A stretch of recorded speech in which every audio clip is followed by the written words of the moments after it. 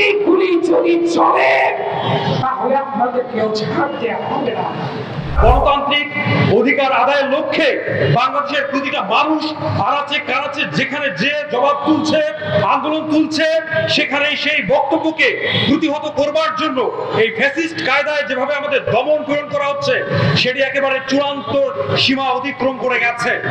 আমরা পুলিশের আক্রমণের শিকার, আমরা সরকারের যে পেটোয়া বাহিনী আছে, পেটোয়া বাহিনী তাদের আক্রমণের শিকার। মানে আমরা আসলে কোথায় যাব? আমাদের নিরাপত্তা দেবে কে?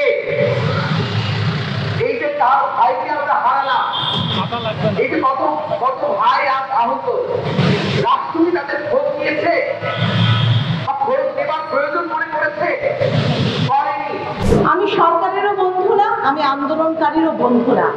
সরকার ভাবে আমি কেন তার দালালি করি না, আর আন্দোলনকারী ভাবে কেন আমি তার কথা বলি না। আমি এমন বাংলাদেশ চাই না যে বাংলাদেশে আমার টাকায়, আমার ট্যাক্সের টাকায় কেনা বুলেট আমার সহকর্মীর গলায় বিদ্ধ হবে, এরকম বাংলাদেশ আমি কখনো চাইনি। গণমাধ্যম কর্মীদের উপর যেভাবে লাঠিচার্জ করা হয় তখন আপনারা কোথায় থাকেন?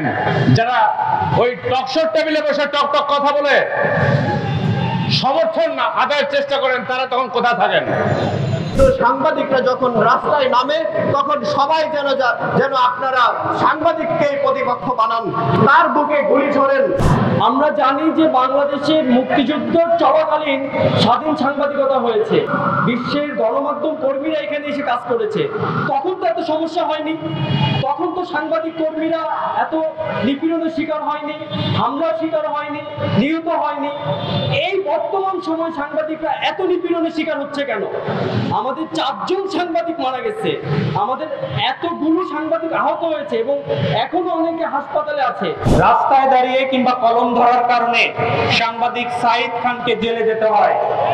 সংবাদ সংগ্রহ করার কারণে গতকালকে দেখলাম বরিশালে পরশুদিন 4 জন সিনিয়র সাংবাদিককে লাঠি পেটা খেতে হয়। ধিক্কার জানাই এ রাষ্ট্র ব্যবস্থাকে। সরকার কিংবা কোনো দলের চাটুকারিতা করতে আমরা আসিনি। আমরা কারো পক্ষে নয়, আমরা কারো বিপক্ষে নয়, আমরা এই বাংলার পক্ষে, আমরা এই বাংলাদেশের পক্ষে। আজকে এরকম একটি প্রাকৃতিক বৈরী পরিবেশের মধ্যেও আমরা এখানে এসে মানববন্ধনে দাঁড়িয়েছি, কিন্তু তারা আসেনি। আপনারা কি সেটি খেয়াল করেছেন? করেছি। আসেনি সেই সাংবাদিক নেতারা, যারা দালাল, সেই সাংবাদিক নেতারা আজকে এখানে এসে দাঁড়ায়নি, যারা একটি পক্ষের দালালি করে। আমরা এখানে এসে যারা দাঁড়িয়েছি আমরা কোনো দল নই, আমরা খেটে খাওয়া সাধারণ সংবাদ কর্মী, আমরা কোনো দালালি করি না।